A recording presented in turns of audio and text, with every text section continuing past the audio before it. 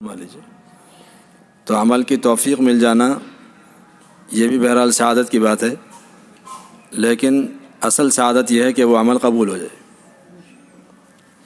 تو ہم سب کو یہ دعا کرنی ہے کہ اللہ تعالیٰ جس طرح آپ نے ہمیں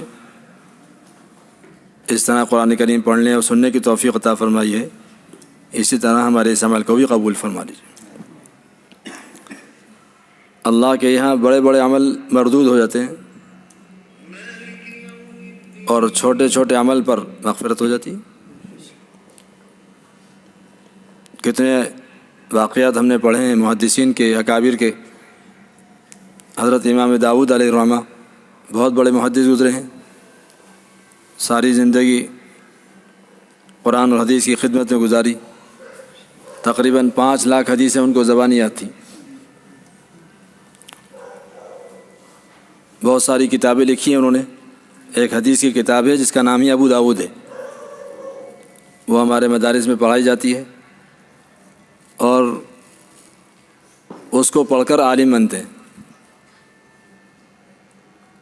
اس کتاب کے حاشیے میں لکھا ہوا ہے، مقدمہ جو کہلاتا ہے، کہ کسی نے پوچھا کہ حضرت 5 لاکھ حدیثیں اس کا پڑھنا ہی بڑا مشکل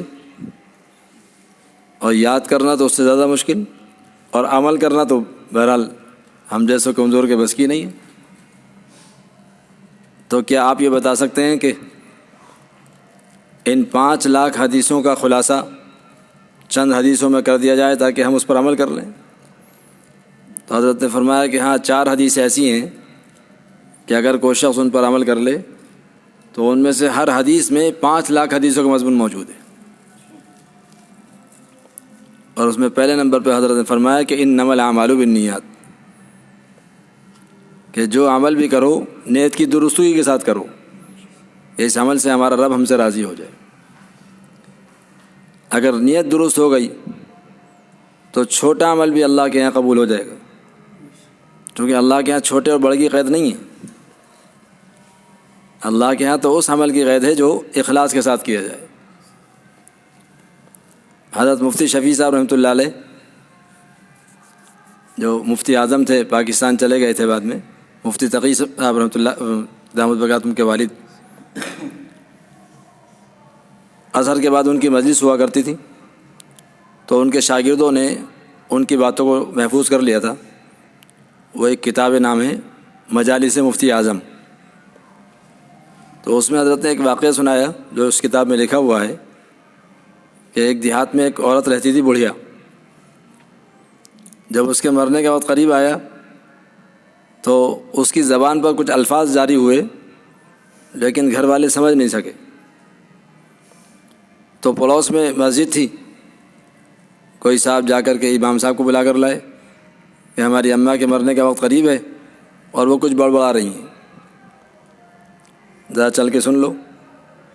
تو امام صاحب آئے اور انہوں نے جو کان لا کر سنا تو وہ بڑی بھی کہہ رہی ہیں کہ ہذان الرجلان یقولان ادخل الجنہ، یہ جو 2 لوگ میرے سامنے کھڑے ہیں یہ مجھ سے یوں کہہ جا رہے ہیں کہ جاری جا بڑھیا جنت میں چلی جا۔